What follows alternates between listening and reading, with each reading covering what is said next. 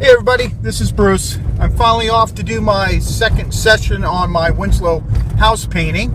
It's finally sunny here in Maine. It's been about a couple days before I was able to work on it again, so it's beautiful weather today. Going to be about 65, 70, and I'm getting to the site a little early to get set up, so I'm right at the moment the light comes, and I've already preset set colors on my palette, so I'm ready to go.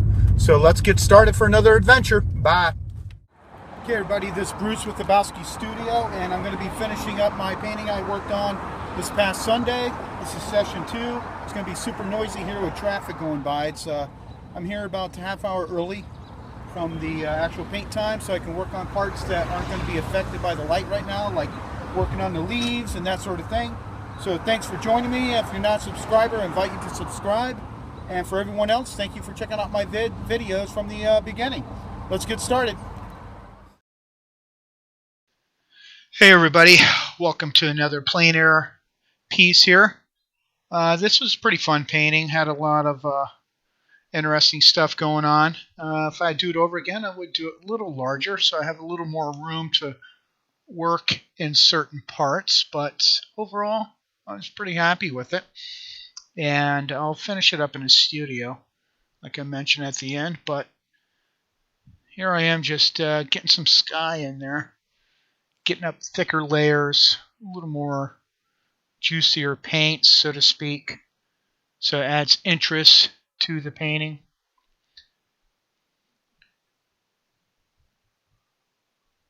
Getting a brighter blue up towards the zenith there. Trying to stay away from the I'm just painting up to the edges of the leaves in the foreground so they don't muddy and get milky the greens I just put in, and then later on I'll finesse the edges.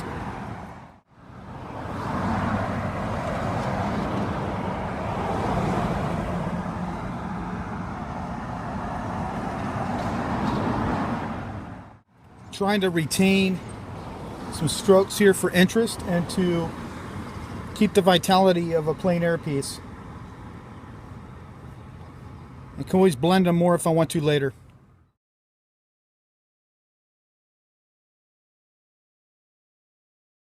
I'm going to put in a few sky holes in here, and I've taken the sky color and made it a little bit darker because I'm putting it in a dark mass, so it'll still read the same value as the sky that's in the area over here. So if you make it too light, it's going to seem pasted on. Now what's going to help with this technique is when you put that paint in there, put it in with commitment. Don't mush it around too much. You might in just a few spots to show a little softness and the laciness of leaves, but for the most part you want to keep it pretty strong. And you can always soften the edges later on, so go bold first and then decide what you need to do to adjust it. Getting some darker tone on the side of the house here. Trying to still keep some vibrancy to the color because the house is a little vibrant in its tone. Working on some elements in the White House that's going to be on the right there. That is on the right, I should say. Now the foreground tree trunk, I'm not going to worry too much about that. I can work on that in the studio. I'm more concerned with getting the houses finished up properly. You can always use any tree, bark, whatever, that has to do with the type of tree, which I believe it was a maple, and work on the detail in that.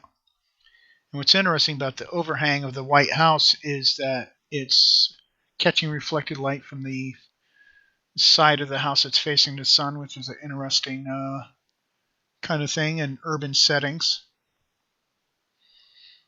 Little time lapse of just working on different parts of the painting here, cutting in around some windows, getting shutters in.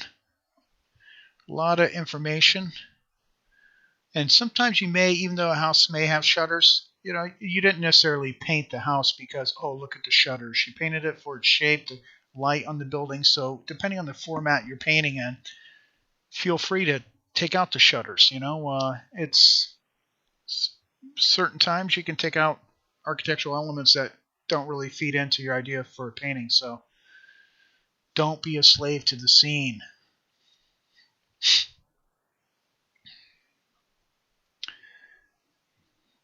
Getting some little effects into the background trees.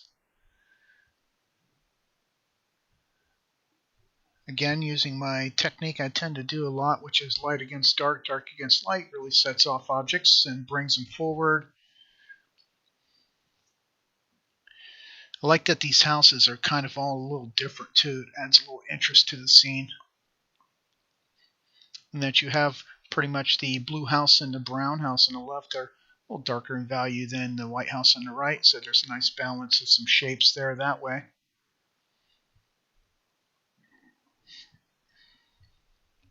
Making sure that chimney's set off. It's a nice focal point. And I know some of the screens mixing with the white, a little bit's not too bad. Adds a little softness to that tree line. Just don't go too crazy with it and start getting your green too milky. That's something to be cautious of. And that little stroke I just put in there, I mixed up that sky color and put it in with confidence. Don't go moving it around. Pick up more paint, put in another stroke. Wipe off excess paint and repeat to get the shape of the tree that you want. It's a nice technique to shape your trees. Then you'll end up with some hard edges here and there. You can always go in later and soften up what you need to. But be decisive at first. Very important. Getting that shadow of the eave painted in.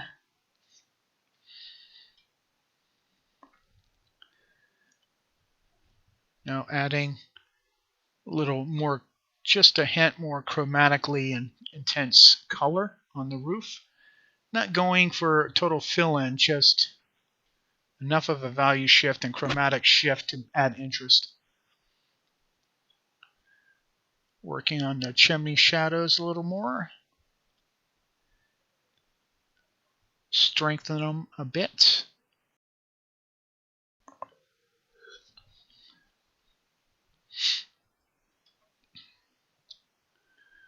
Back to working on the White House there. Cleaning up a few lines. Softening some edges.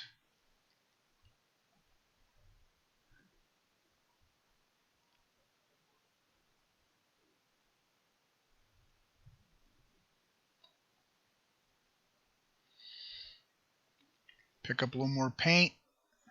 Don't try to brush it out too much. Get some tones on the White House. Bring that to life to start tying in with the others. The other two houses there.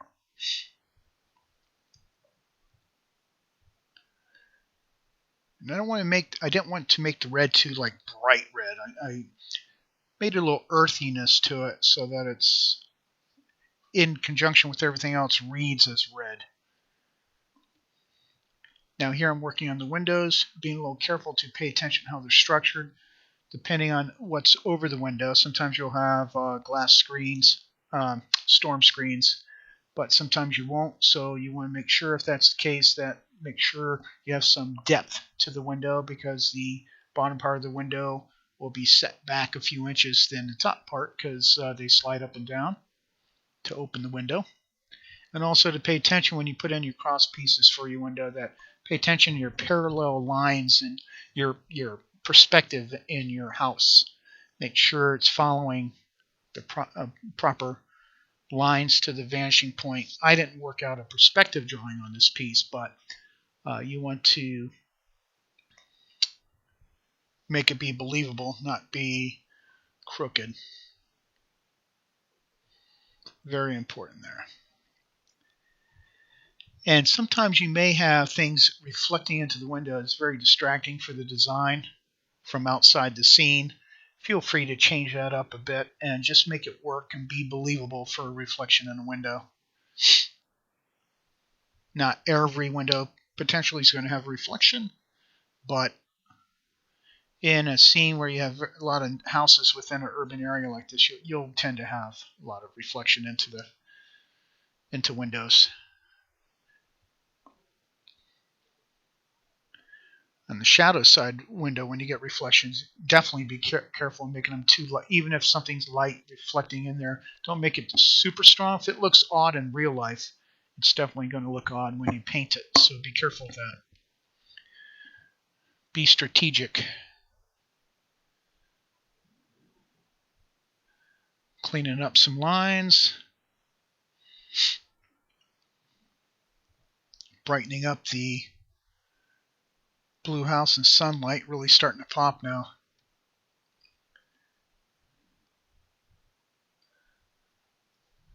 And then when I get the white trim on there, it's really going to be something. Now what I'm doing here is I've mixed up some paint, loaded it on my brush with a little bit of medium so it flows, and put a stroke down. Do not go back and forth, even if it's a little crooked. Just repeat, pick up more paint. You don't want to disturb what's already there. You want clean lines. And I'll do that same technique to create color for the shadows on the trim, which you'll see me paint here in a moment. If you want it a little more chromatically brighter, just mix up a fresh color, reapply. If you got the paint fluid enough, you don't want it really oily or anything, but you'll find the proper consistency. And if you end up with a line that's a little crooked or something, you can always clean up the colors around that thin line. It's easier to do that a lot of times because you have a lot more area to work. So some technique that you can try. When I'm mixing up the shadow on the white trim, being careful not to make that shadow of the white trim too dark. I want a little luminosity, a little color to it, so to speak. So it still stands off from the blue of the house.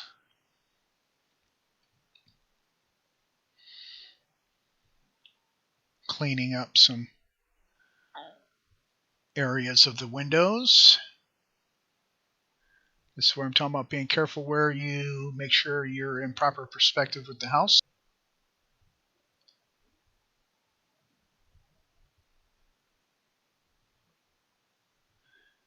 And working on finishing this up.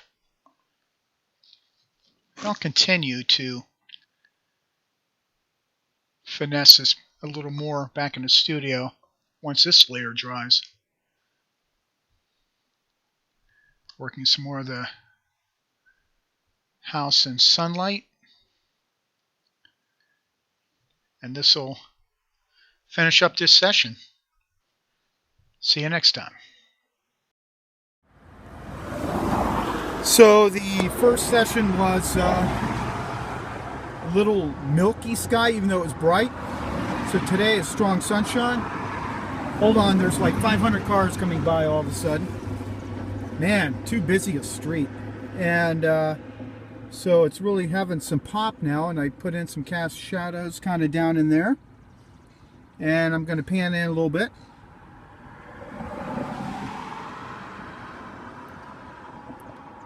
A lot of detail for a small panel here, 7 by 12. Definitely something to work a little larger on.